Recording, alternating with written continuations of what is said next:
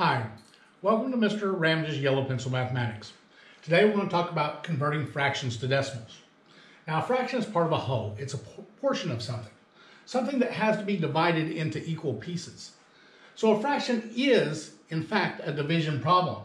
The fraction bar is a division symbol. To convert a fraction to a decimal, we divide the numerator by the denominator. So to remember this, your numerator is on top, your denominator is on bottom. So we would put the numerator inside of our division box and our denominator on the outside. Now to help me to remember this, I have a little story.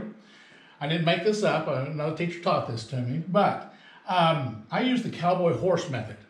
So when a cowboy goes out, he has to ride on top of his horse. Then when they go home, the division box is the house. Well, when they go home, the cowboy has to go inside the house. The horse has to go outside the house.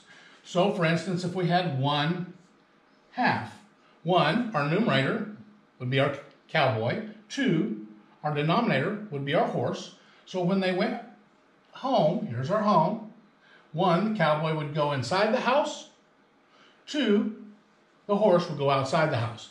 Now all we have to do is divide. So if I have 1 divided by 2, I cannot take 2 out of a group of 1. So what I need to do is put in a decimal, and 2 will divide into 1 0 times. I always put that 0 up there to hold the place.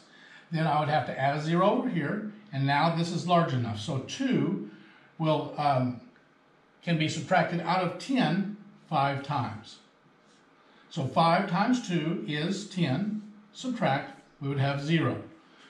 So 1/2 would be equal to 5/10. Oh, 5/10. That is a fraction, isn't it? 5/10.